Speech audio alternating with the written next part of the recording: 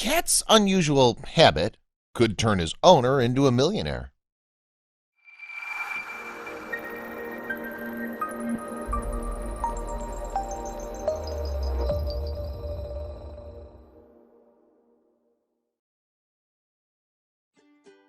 Some cats are nappers, others love to climb, and every once in a while there's a cat with a valuable hidden ability just waiting to be discovered. A ginger-haired feline named Orlando fell into the third category. He didn't show any signs of being anything other than a regular sleepy house cat until his owner entered him into a contest one day on a whim. Soon enough, Orlando's cat senses revealed themselves in a potentially profitable way.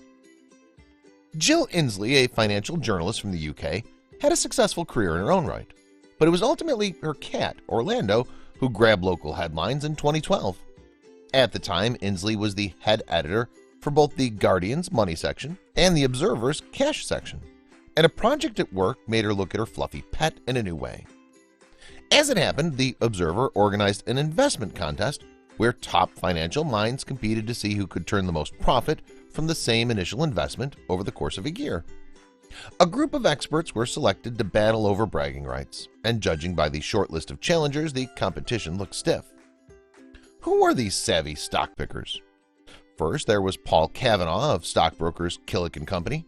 Then, Justin Urquhart Stewart of wealth management company Seven Investment Management joined the competition, followed by Andy Bro, fund manager for Schroders, who signed up and was up against students from the John Warner School in Hoddesdon, Hertfordshire. But there was one last participant who was unlike the rest. See, Jill Inslee saw the contest and was struck by an idea. If all these investment experts were going to duke it out, why not toss in a wild card? She proposed they make the competition a little more interesting by including a total outsider, someone with zero financial experience and no stake in the game. Her cat, Orlando. Participants loved the idea of a little chaos tossed into the competition, so Orlando joined in. Luckily, the kitty didn't need to understand the terms of the competition, which were actually fairly simple. At the outset, the teams invested £5,000 in 5 companies. But when it came to making their game moves, the pros and Orlando were split on strategy.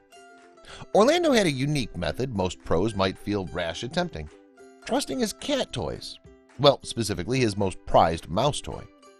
To pick the stocks, Inslee stepped in to give Orlando an assist. She created a numbered grid with each section representing a different company. Whichever number the cat flung his mouse toy at, that's the stock they picked. While the pros watched the numbers and relied on data to strategically invest, Orlando and Jill kept their random strategy. At first, it was difficult to say whether Orlando's feline senses had made any real impact on their portfolio, though as they rounded out the third fiscal quarter, the cat was out of the bag. There was a moment in September when the numbers were making a fool of Orlando. He was behind all of his competitors, and by a lot. While the experts had shown a generated profit of £497, the cat was dragging his paws, looking at a takeaway of just half that. In the third quarter, Orlando had pulled only a £292 profit. No, it was nothing to purr over, and Orlando and his mom Jill worried that this had all been a grave mistake. However, as many cats have proven, just when you think they're down for the count, they pounce back. Orlando did something the other financial experts wouldn't dare to attempt. He swapped stocks out at the end of the third quarter. It was a big risk, and whether the last-ditch effort would pay off or sink him further behind, they had to wait and see. Meanwhile, the experts held their breaths. Because while everyone had a good chuckle over Orlando's participation in the contest, depending on the final numbers, he had the potential to call into question the value of supposed experts. Could a cat beat the humans?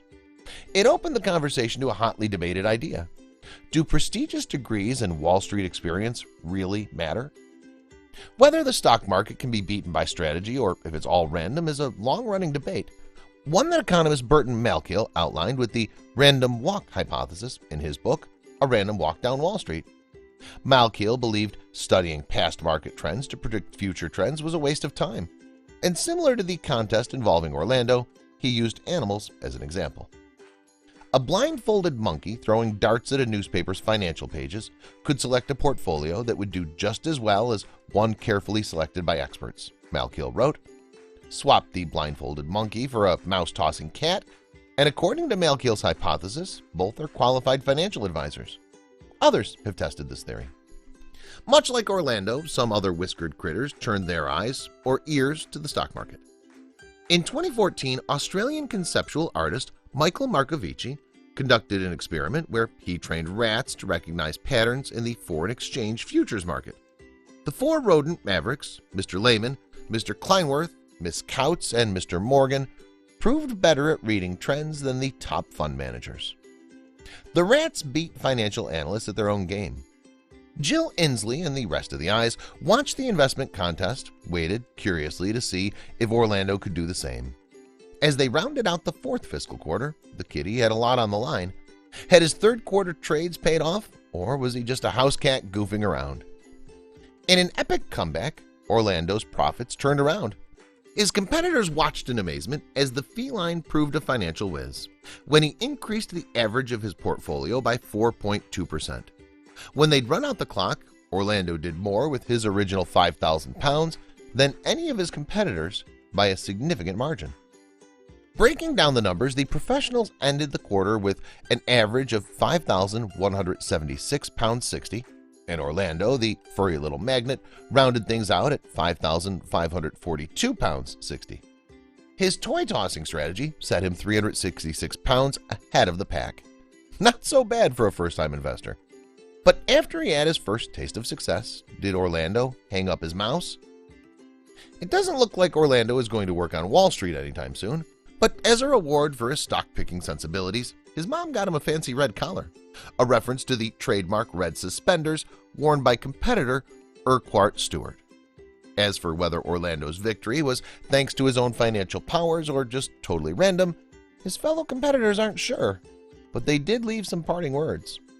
To chalk up Orlando's stock-picking prowess as luck might be doing the cat a disservice. After all, the financial experts knew to give credit where credit was due. As Justin Urquhart Stewart told The Guardian, "It's time to crack open the whiskas. This cat's got talent."